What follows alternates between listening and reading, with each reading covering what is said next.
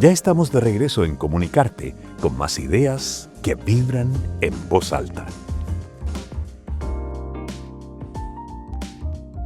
Y continuamos con esta cobertura especial que estamos haciendo acá desde Puerto Solar, en Valdivia, conversando con algunos de las y los protagonistas de esta 32ª edición de uno de los festivales más importantes de Sudamérica. Y estamos ahora con Valentina Pelayo. Ella es realizadora, es artista transdisciplinar y está aquí con su más reciente película que se llama Deshilando Luz, que además es una coproducción entre México y Portugal. Valentina, ¿cómo estás?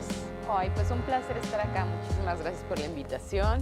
Sí, además viste que estamos haciendo esto que es una entrevista para nuestra radio, pero también es un ejercicio aquí práctico con los alumnos de audiovisual de nuestra universidad. Está divertido, ¿no? Además, tú has estudiado un montón, estuve leyendo, tienes como 4 títulos de distintas universidades y quizás que partamos por ahí antes de hablar de tu mamá y de esta obra, ¿no? La importancia que es para ti como creadora ir en busca de conocimiento. Me llamó mucho la atención la cantidad de estudios que tienes. Sí, bueno, pasa, ¿no? Yo soy de la misma, así que ojo, es celebratorio. Sí, mira, yo empecé mi formación con las artes visuales, con la pintura. Jamás me imaginé que iba a terminar haciendo películas, un poco accidental. Pero bueno, yo creo que en la vida toda formación se complementa y te ayuda de alguna manera. Después, a las artes visuales, estudié cine y después de cine, filosofía. Entonces, sí. No es de que quisiera ser filósofa, pero yo siento que para hacer cine necesitas ideas o algo que contar, ¿no? Y siento que es muy difícil, siendo tan joven, querer hacer películas. Es como, pues, qué conocimiento y qué experiencia tienes de vida. Y a mí yo creo que gracias a las artes visuales y la filosofía, me encanta leer, como que eso se complementó para poder yo de ahí partir a hacer mis ensayos fílmicos, ¿no? Sí.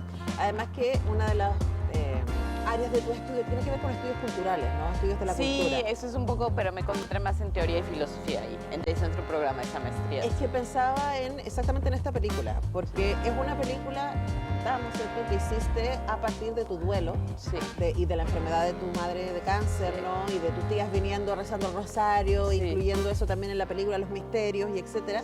Pero también es una película sobre el ejercicio de hilar, el ejercicio de deshilar, que también es parte de lo que hacen ahí en esa zona de México. Y hay algo, ¿cierto?, en el ejercicio textil.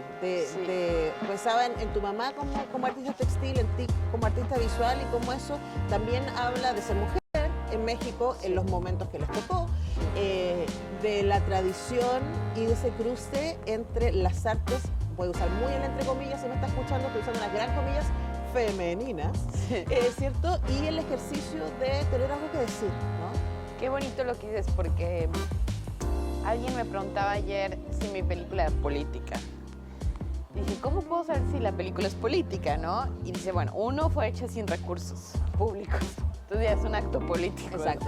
Dos, creo que estoy de alguna manera dándole a mi mamá su lugar como artista. Típica historia de Latinoamérica, ella conocía a mi padre, era artista textil, vivía de su trabajo, era maestra, era madre soltera.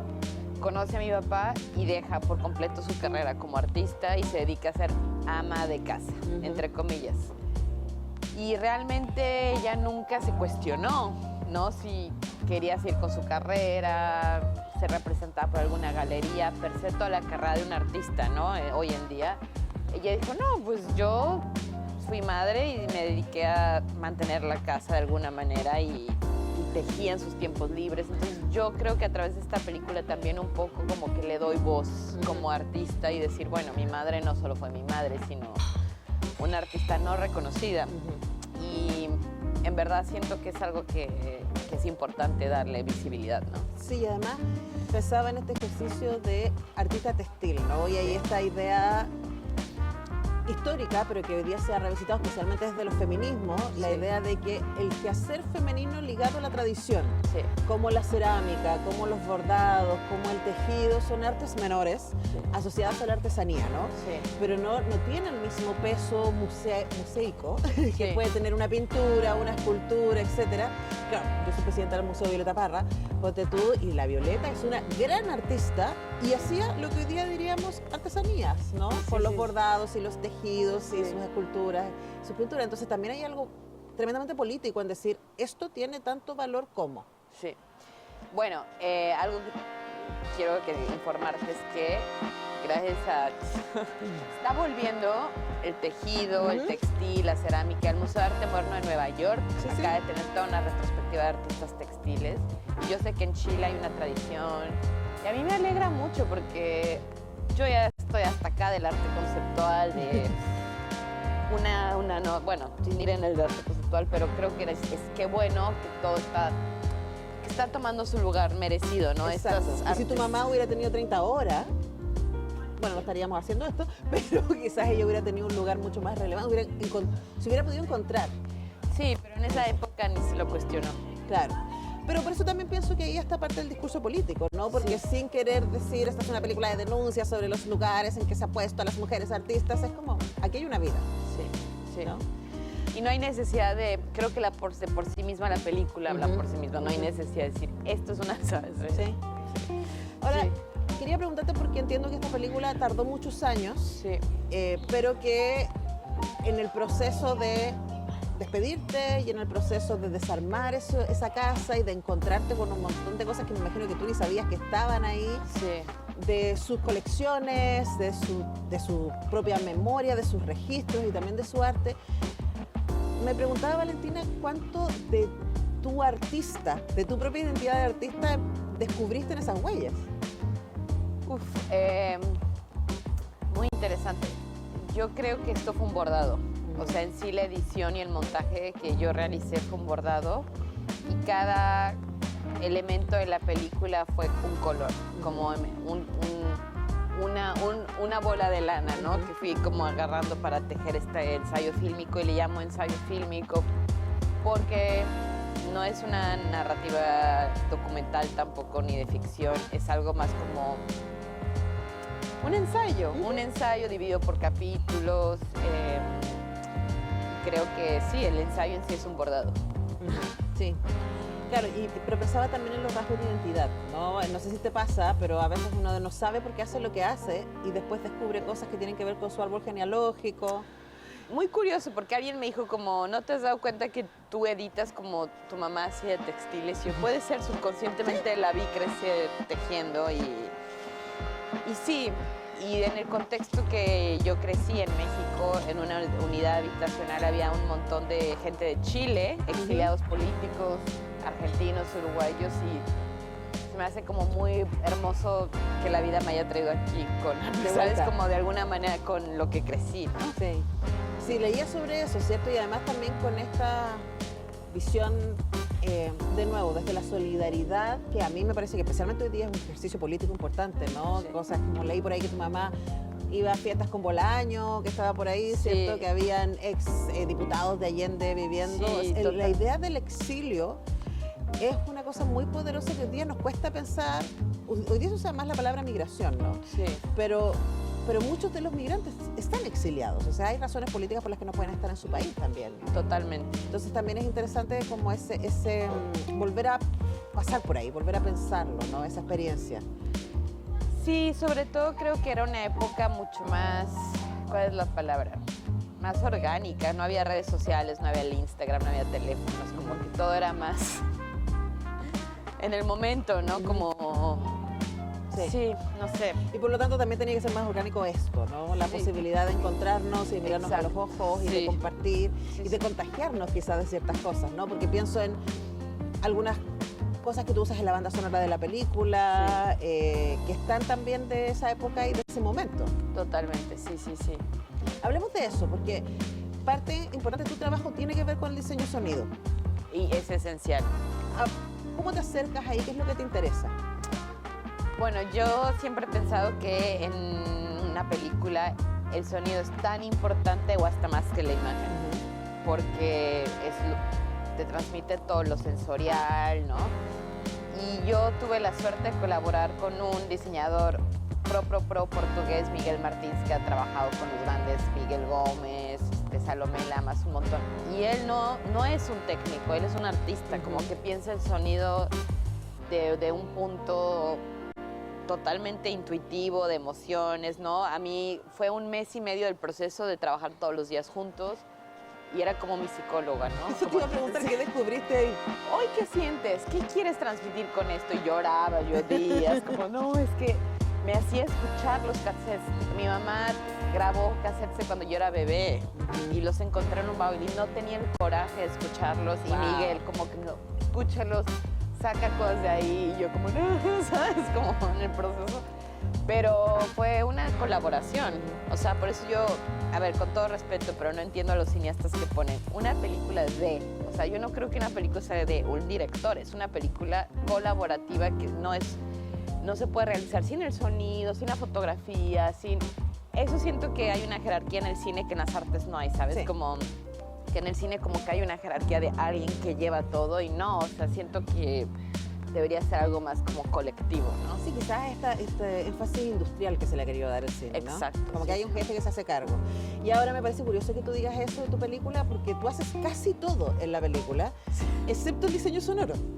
Sí, no, pero es que me hubiese encantado contratar a una editora que me ayudara, pero vuelvo a repetir, me fue con recursos privados de amigos que me ayudaron a terminar la película. Ahora, en ese ejercicio me dio risa porque mientras yo estaba revisando imágenes de tu película y preparando esta entrevista, después me fui y yo decía, uy, esto es súper Chantal Akerman. Ay, gracias. Y después, cuando leí entrevistas tuyas y tú ponías a Chantal Akerman o a Chris Marker como referencia, me pareció tremendamente interesante marcar eso, porque Akerman fue también, ella hacía todo en sus películas, Sí. pero también fue alguien que entendió el cine no narrativo como una gran posibilidad de lenguaje. Entonces Totalmente. quería preguntarte respecto a esto, ese cruce de las visuales y el cine como experiencia. Bueno, a mí me marcó un ensayo de Chantal que recomiendo mucho a los que no han visto, se llama News from Home. Algo tan sencillo, le habla a su madre estando en Nueva York, de cómo se siente, ¿no? Me acuerdo que lo vi en la escuela y me marcó tanto esa película, como que algo tan sencillo hecho sin recursos te puede marcar tanto, ¿no? Y bueno, Chantal, otro ejemplo de nadie la peló toda su vida, muere y Criterion Collection como la mejor cineasta, Dillman, ¿alguien se acuerda de la película Dillman? Sí. Jean Dillman. Jean Dillman y tiene un número. ¿Puedes La buscarlo? mejor película de la historia del cine, ¿no? Y es como, de verdad, ya cuando murió es como... Sí. Sí. Pero también yo creo que, y de nuevo, me sale la feminista que llevo dentro, que no cuesta mucho que salga, porque vive ahí todo el tiempo. Jean Dillman, 23, Quoi du commerce, no voy a decirlo en francés porque ya me olvidé, 1080 Bruxelles, ¿no? Que esa misma película, ¿no? Y esta de News from Home es pura cotidianidad. Totalmente. Tu película también es pura cotidianidad. Sí. Es alejarse del espectáculo y de, mira, te voy a mostrar los fuegos artificiales, porque me pareció también interesante cómo tú tejes estas imágenes de registro, de ti misma encontrando los recuerdos, archivos, objetos cuando estás desarmando la casa de tu mamá, y también tus propias tomas del desierto y de como de desierto contemporaneidad a tu experiencia. Entonces Claro. hablemos de el armado de ese cotidiano que interactúa y que dialoga. Mira, otra de las razones por las que estoy sumamente feliz de estrenar internacionalmente la película acá es que yo filmé gran parte de la película en Chile. Vine en el 2022 a presentar a Valdivia Trazos de Silencio, mi primer cortometraje, meses después de que mi madre había fallecido. Estaba en una fase muy dolorosa el duelo y me acuerdo que yo traje mi cámara Bolex con películas expiradas. Ni siquiera sabía que iba a ser una película, como que fue un poco un ejercicio de acompañamiento, porque yo hablaba con mi madre todos los días por teléfono, fuera donde estuviera, hablábamos, ¿cómo estás? ¿Qué hiciste? Y yo decía, ¿cómo le puedo contar a mi madre la experiencia que estoy teniendo en Valdivia? ¿Sabes? Es un lugar tan increíble, como me encantaría poderle contarle los jardines botánicos, ¿no? Entonces yo siento que filmaba un poco para sentirme que por lo menos la cámara me estaba acompañando. Fui al desierto de Atacama sola y grabé desde el vacío. Y fueron las únicas tomas, las de Chile, las que no representaban un lugar familiar. Lo demás está filmado en mi casa. Entonces un poco es muy curioso cómo estas tomas acá en Chile son las únicas tomas que no son lugares familiares. Pero quizás Me lanzo, ¿ah? Como, yo no conocía a Valentina antes y le estoy haciendo aquí psicoanálisis. Pero estoy pensando en que quizás en ese momento del duelo, ese desierto era tu lugar emocional. Totalmente. O sea, como esa belleza, esa aridez y esa amplitud de, bueno, ¿y ahora qué? Sí, sí, exacto. ¿Y qué pasó cuando pusiste a dialogar ese material que tú no sabías que iba a ser parte de una película con los... Porque me imagino que tampoco, me acuerdo que también leí que hablaste con la directora de... ¿cómo se llama? Es un cuerpo que cae, lo tengo anotado acá. Agustina Comedy. Agustina Comedy, que es la directora del Silencio, es un cuerpo que cae. Otra gran película, o sea, otra gran peliculón, película. sí. Que no me acuerdo si la vi aquí o en Femcine, pero estuvo por estos lados. Sí. Y claro, y ella también es una película sobre su padre, ¿no? Sí. Y sobre la salida del closet de su papá y un proceso largo y doloroso y ella como que en algún momento ahí entendió todo. Fue como, Sí. esta era la persona que Sí. estaba ahí, que nos vino. Pero ella te dijo, tómate tu tiempo. Sí, me acuerdo que fue a México a presentar El silencio es un cuerpo que cae. Otra película hecha sin recursos, muy sencillamente, de cómo ella descubre su padre a través del archivo, ¿no? Y bueno, pueden leer mucho más en internet en la peli. Pero yo le dije, Agustina, yo tengo archivo, tengo ganas de hacer algo como que para sanar este dolor que estoy viviendo. Y ella me dijo, tómate tu tiempo. Y yo me quedé pensando, ok, pero ella se tomó 20 años, supongo más, porque es archivo de cuando era niña, creo. Y yo es que cada quien somos diferentes, ¿no? Nuestros procesos, pero yo tenía una necesidad de hacer algo al respecto, como o tomaba antidepresivos o hacía una película, ¿no? O ambas. Sí. No tiene por qué No, ya sé, excluirse. pero decidí no tomar antidepresivos y dije, prefiero hacer algo que me ayude a sanar y creo que fue un gran ejercicio de sanación. Ujú. Y ahí, y para ir cerrando, pensaba en esta historia que es súper personal y que tú tienes la valentía de trabajar primero el material y decir, ok, voy a ir ahí como decías, como con tu diseñador sonoro, ¿no? Voy a ir donde me duele, voy a revisar y voy a hacer algo con esto y luego compartirlo. Sí. Y me imagino que es una película muy emocionante, muy conmovedora también para cualquier persona que ha vivido, que está viviendo un duelo. ¿Cómo ha sido encontrarte con una audiencia que conecta con eso? Mira, curiosamente, la gente que más le ha tocado la película es gente que ha tenido una pérdida muy fuerte y me lo han dicho. Y siento que hay gente que no le entiende. Y bueno, todo bien, o sea, en México tenemos un dicho de, no sé, monedita de oro para que todo el mundo que quiera, es como... Pero sí siento que son de esos trabajos que te conectas más y estás viviendo algo parecido, ¿no? Claro. Y yo creo que no soy muy consciente de lo que hice, en el sentido de que siento es como... Me aventé al río sin darme cuenta realmente lo que eso conlleva y creo que es mejor, hay cosas en la vida que mejor hacerlas Sí, sí, sí. lejos. Y, Si la pensamos mucho, no vamos. y todavía no puedo creer que yo misma estoy desnuda en la película y eso era para mí muy importante para retratar la vulnerabilidad que siente uno cuando Sí. pierdes algo, es como que te sientes descobijado, Claro. ¿no? Sí, no. Por eso me hace sentido lo del desierto también, ¿viste? Sí. La cosa es estar ahí expuesta, ¿no? Sí, No hay sí, nada sí. que te proteja ahí, ¿no? Sí, muy una metáfora muy... Es lo bello compartir las películas, ¿viste? Cuando empieza a aparecer las lecturas de los otros que te dicen, mira, pero yo me dio la impresión de que aparecía ahí. Sí, ¿Cómo ha sido hasta ahora compartirla acá en Valdivia y estar de nuevo en esta ciudad tan fabulosa? Tuve una presentación el miércoles, hoy tengo la última presentación y la verdad siempre mucha gente joven, muchos estudiantes muy comprometidos con el cine y hermoso experiencia. ¿Y qué pasa ahora con la película? Manos de Dios. Estás lanzada. ¿Y qué pasa contigo? ¿Qué estás haciendo? Ahorita en Valdivia, Me parece muy bien. Un día a la vez. sí, día por día. Bueno, vamos a dejar ahí en el misterio. Sigan, por favor, el trabajo de Valentina Pelayo para que vayan descubriendo también estas otras maneras de usar el lenguaje cinematográfico, las artes, ¿cierto? La comunicación. Muchas gracias, Valentina, por venir. Gracias, gran entrevista. Nosotros vamos despidiendo lo que ha sido esta cobertura del Festival Internacional de Cine de Valdivia desde Puerto Solar, que ha sido nuestro hogar durante estos días. Muchas gracias al equipo, aplausos para ustedes, se pasaron y nos encontraremos de vuelta ahí en Radio Unidad pronto.